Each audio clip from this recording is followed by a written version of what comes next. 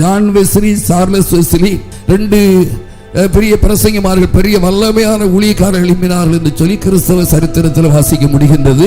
அவருடைய தாயாருக்கு பேர் சூசனாள் என்று சொல்லி பேர். 12 பிள்ளைகள் பிறந்திருந்தது அந்த அம்மாவுக்கு. 2 பிள்ளைகளுக்கு மேல வளர்ந்துட்டாலே பிள்ளைகளால காப்பாற்ற முடியல. சனியர்களை எங்க வளர்க்கிறது சொல்லி சில தாய்மார்கள் சலித்துக் கொள்கிறார்கள். காரணம், கர்த்தரை பற்றி சரியாக அறியாததினாலே. கர்த்தர் எனக்கு இந்த சுதந்திரத்தை கொடுத்திருக்கிறார், இதை காப்பாற்றுவதற்கான கிருபை எனக்கு தருவார் என்று சொல்லி ஒவ்வொரு நாளும் ஜெபித்து கேட்டதை பெற்று பிள்ளைகளுக்கு கற்றுக் கொடுக்காததினாலே அப்படி புலம்புகிற தாய்மார்களை காணுகின்றோம். நாம் அப்படி புலம்பாதபடிக்கு கர்த்தர் கொடுத்திருக்கிற ஆசீர்வாதத்துக்கு நன்றி செலுத்தி அவைகளை கர்த்தருக்காக பயன்படுத்த வேண்டும் என்று ஆவியானவர் போதிக்கிறார் என்பதை தேவசமூகத்தில் சொல்லிக்கொள்ள ஆசைப்படுகிறேன். இதமாக 12 பிள்ளைகள். 12வது பிள்ளை பிறந்தவுடனே கணவனார் இறந்து போயிட்டாராம்.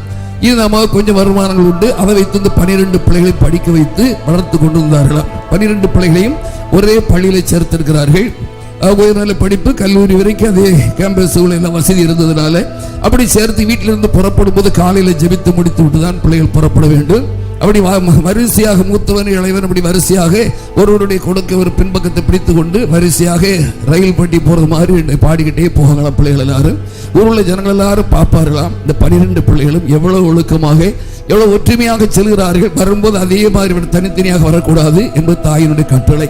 கண்ட இடத்துல பார்க்க கூடாது, எங்கேயாவது யாரும் கூடி நின்றால் வேடிக்கை பார்க்க போகக்கூடாது என்று வரிசையாக ஒழுங்காக வீட்டுக்கிட்ட வரும்போது, அந்த மத்தியானம் பிள்ளைகள் வீட்டுக்கு வரும்போதுதான் இந்த அம்மா ஜெபத்தில் உட்கார்ந்து பாட்டு பாடிட்டு இருப்பாங்க. அப்பெல்லாம் ஜெபத்தில் உட்காருவாங்கிறதுக்காக பிரேயர்ல உட்கார்ந்த உடனே முன்னால இன்ஜின் வண்டியில முன்னால் வர்ற சொல்லாருடைய சத்தத்தை நிறுத்தி கொடுங்க, அம்மா பிரேயர் பண்றாங்க என்று சொல்லி எல்லாரும் செப்பலை கழட்டி போட்டு கைகால கழுவிட்டு 12 மணி ஜெபத்தில் எல்லாரும் கலந்து கொள்வார்களாம். பின்னர் ஆகாரம் கொடுப்பார்கள். இப்படி வளர்ந்த இடத்துல தான் 2 பிள்ளைகள் பெரிய மன்னர்களாக உலகத்தை அசைக்கக்கூடிய பீரங்கிகளாக வந்தார்கள் என்று சொல்லி சரித்திரம் சொல்லுங்க. நம்முடைய பிள்ளைகளை எதற்காக வளர்க்கிறோம், எப்படி வளர்க்கிறோம் என்பதை ஒவ்வொரு நன்றாக யோசித்து பார்த்து வருங்கால உலகம் நம்முடைய சந்ததிகள் கையில் இருக்க வேண்டுமானால் தேவனோடு கூட உலகத்தை அரசாட்சி செய்யக்கூடிய பிள்ளைகளின் நம்முடைய பிள்ளை ஒன்றாக இருக்க வேண்டும் என்று எண்ணக்கூடிய பெற்றோர்கள் தான் அந்த நிலைக்கு பிள்ளைகளை வளர்க்க முடியும்.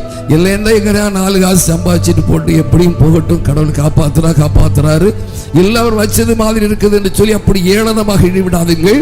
வேத வாக்கியம் அப்படி சொல்லுகின்றது. பின்வரும் சந்ததிகளுக்கு இவளை அறிவிக்கும்படியாக இவள் எழுதப்பட்டிருக்கிறது என்று சொல்லியிருக்கிறபடினால் இறைமக்களாகிய நாம் ரொம்ப கவனமாக பிள்ளைகளை வளர்க்க வேண்டும் என்று சொல்லி ஆவியானவர் போதிக்கிறார்.